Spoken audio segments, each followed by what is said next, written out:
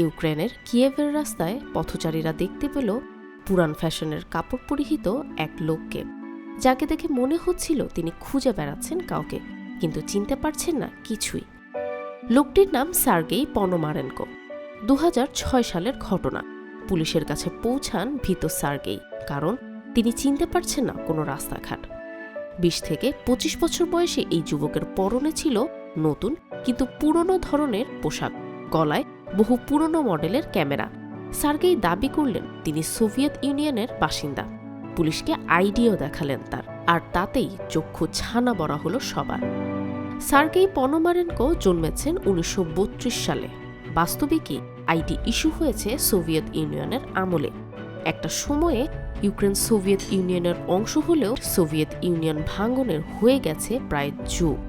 Police তাকে জিজ্ঞেস করল সে শেষ কোন দিনের কথা মনে করতে পারছেন। সার্গেই জানালো তিনি সর্বশেষ 1958 সালের 23 এপ্রিলের কথা মনে করতে পারছেন। কিন্তু সময়কে টপকিয়ে ভবিষ্যতে চলে আসা আসলেই কি সম্ভব?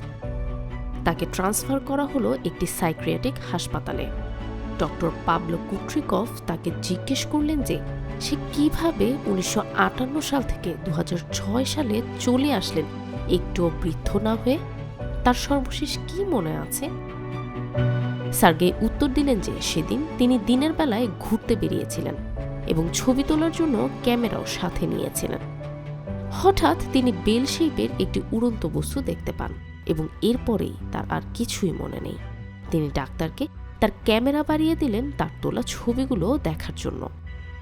ক্যামেরাটি ছিল ইয়াশিমা ফ্লেক্স। 1970-এর পর থেকে এর ফিল্ম আর বের হয়নি। ফটোগ্রাফি এক্সপার্ট ভ্যাডিম পয়জনারকে ডাকা হলো। তিনি জানালেন ক্যামেরার ফিল্মটি ম্যানুফ্যাকচার করা হয়েছে 1956 সালে। ছবিগুলো উদ্ধারের পর দেখা গেল ছবির রাস্তাঘাট, বিল্ডিং, স্থাপনা সবই পুরনো ধাঁচের। ছবির বিল্ডিংগুলো এখন আর নেই। সার্গেইয়ের সাথে একজন মেয়ের ছবিও দেখা গেল। জানা যায় মেয়েটি তার গার্লফ্রেন্ড। আর শেষ ছবিতে সার্গেই এর কথা মতো একটি বেল শেপ ইউএফও বা স্পেসক্রাফট দেখা যায়। আপনারা কি বিশ্বাস করছেন যে আমি সত্যি বলছি? যখনই আমি বস্তুটির ছবি এবং ক্যামেরার দিকে তাকাই, জানি না আমি কিভাবে এই সময়ে চলে আসলাম, জানালেন সার্গেই।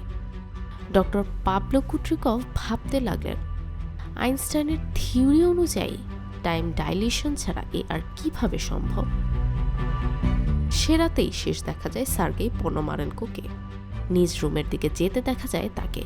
এরপর তিনি যেন পুরোপুরি গায়েব হয়ে যান তিনি। এদিকে পুলিশ যোগাযোগ করেন সার্গেইয়ের তৎকালীন গার্লফ্রেন্ডের সাথে, যার বয়স তখন ছিল 70 বছর। তিনি জানান নিখোঁজের পর সার্গেই তাকে একটি ছবি পাঠান, যেখানে ছিল মধ্যবয়স্ক সার্গেইয়ের ছবি, যার পেছনে ছিল উঁচু দালান, আর বলা ছিল ছবিটি 2050 সালে তোলা। কিভাবে সার্গেই পনোমারেনকো 1958 সাল থেকে হুট করে চলে আসলেন 2006 সালে? রাশিয়ান একটি ডকুমেন্টারিতে এ পুরো ঘটনাটি তুলে ধরা হলেও পাওয়া যায় না কোনো অকাট্য প্রমাণ। ইন্টারনেটে এই ঘটনার উপর অসংখ্য ভিডিও থাকলেও শক্ত প্রমাণের অভাবে একে অনেকে মিথ বা প্রচলিত ঘটনা বলতেই বেশি স্বাচ্ছন্দ্য বোধ করেন।